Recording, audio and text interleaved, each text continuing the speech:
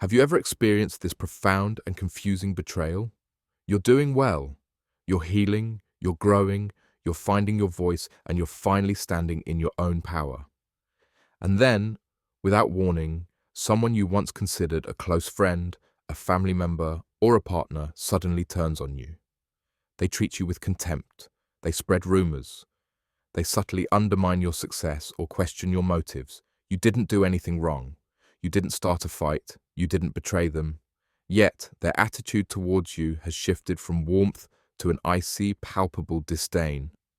You are left feeling betrayed, confused, and wondering what happened.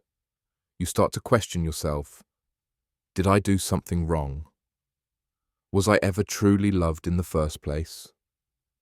This isn't a personal failing. It is a profound psychological phenomenon that Carl Jung understood deeply. He would tell you that the reason they suddenly hate you is precisely because you're healing. Your newfound light and authenticity has become a mirror, and they cannot bear what it reflects back to them. This isn't a problem with you, it is a profound psychological issue with them. And by understanding the Jungian concepts behind it, you can find peace, clarity, and the courage to continue your journey. To understand this, we must first dive into Jung's concept of the shadow. The shadow is not a spooky, evil entity. It is the part of your psyche that holds everything you have repressed, denied, or deemed unacceptable. It's a vast reservoir of the unlived life, holding not only your buried anger, shame, and insecurities, but also your powerful potential, your raw creativity, and your profound courage. For a person who is afraid to look at their own shadow, they will do everything in their power to avoid it. They will create a rigid persona, a mask of who they want to be, and they will go to great lengths to maintain the illusion. Their entire psychological architecture is built to avoid the pain of confronting their own inner darkness.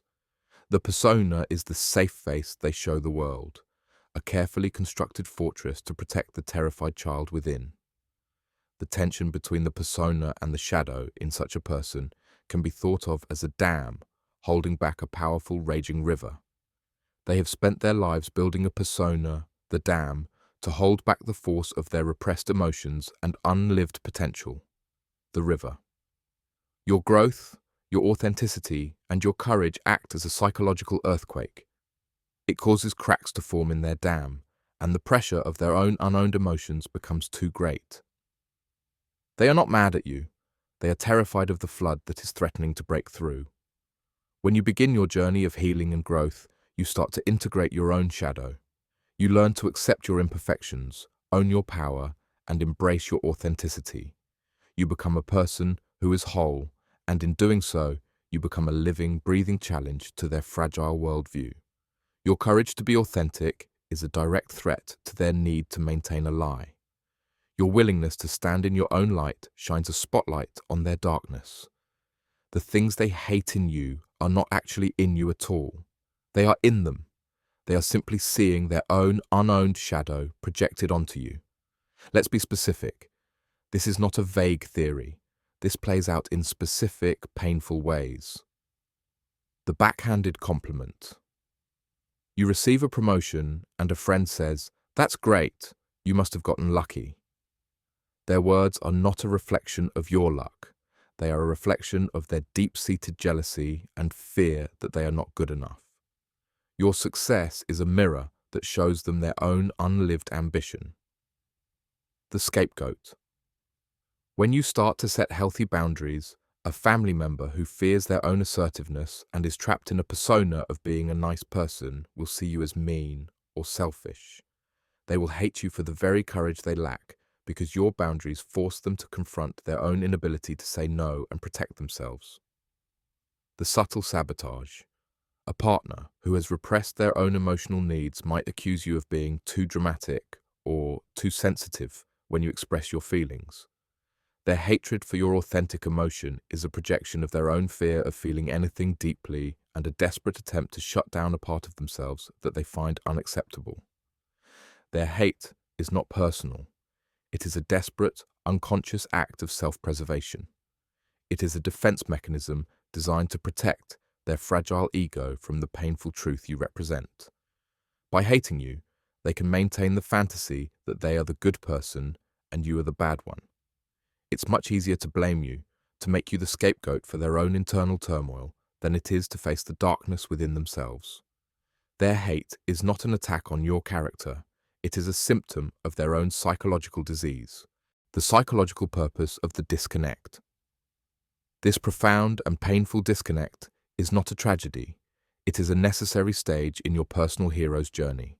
It is the moment you leave the known world of old relationships and enter the unknown world of your new, authentic self.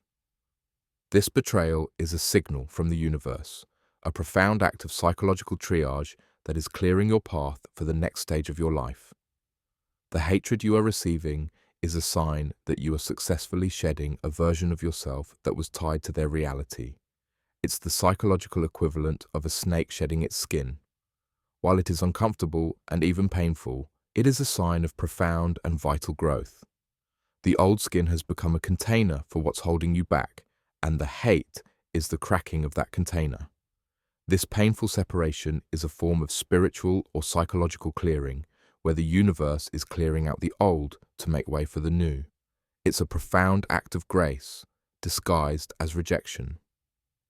This is the moment to fully step into the archetype of the creator and leave behind the archetype of the victim. The person who is a victim of projection uses the experience to feel hurt and betrayed. The person who consciously understands this uses the experience not to feel victimized, but to create a new, more authentic life for themselves. This is the difference between a passive response and an active one. Your growth is a challenge to their status quo. By letting go of these relationships, you are not losing a part of yourself. You are creating space for more authentic, supportive, and conscious relationships to enter your life. How do you navigate this painful and confusing experience? You don't. You don't engage. You don't try to reason with them because you are not speaking to a person. You are speaking to their projected shadow. Their ears are closed to your logic because the hate they feel isn't based in reality. It's based in their own inner turmoil. The only way to win this game is to stop playing. This is not a strategy of revenge or a passive act of weakness. It is a profound act of psychological strength. You do this. 1. Radical acceptance and non-engagement. The first step is to accept that this isn't about you.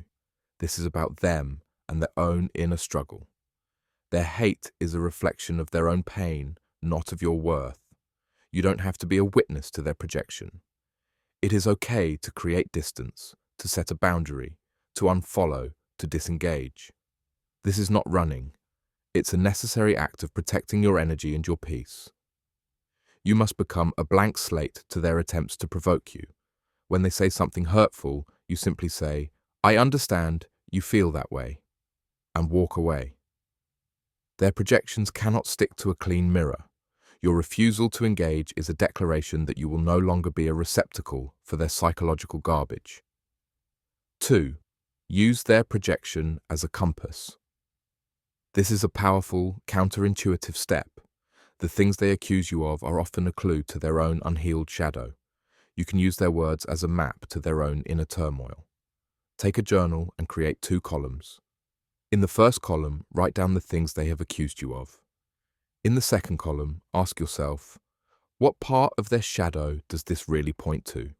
Is a friend accusing you of being selfish for setting a boundary?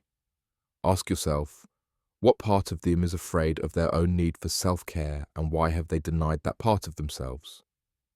Is a family member calling you arrogant for celebrating your success? Ask yourself, what part of them has a fear of their own power and success? Use this insight not to condemn them, but to understand the depth of their inner pain.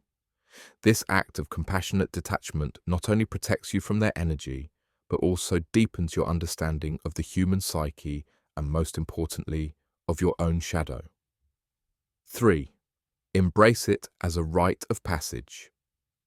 The end of these relationships is not a tragedy. It's a necessary rite of passage on the path of individuation. The universe is clearing out the people who cannot accompany you on your new higher path. They are the anchors that were holding you back, the chains that were keeping you tied to a version of yourself you have outgrown. This is the final step in individuating from the toxic patterns that once defined you. You are moving from unconscious entanglement to conscious freedom. You are no longer living your life according to their expectations, but according to your own inner truth. The freedom you seek is not found in their forgiveness or their approval. It's found in the courage to be your most authentic self, no matter the cost. You are finally becoming the person you were always meant to be. The greatest act of courage is not to engage in a fight you can't win. It is to walk away in peace and to continue to shine your light. By doing so, you are not only protecting yourself, but also taking a profound step toward your own individuation. Their hate is not the end of your story. It's the beginning of your freedom. You are finally moving into a world that can handle your light.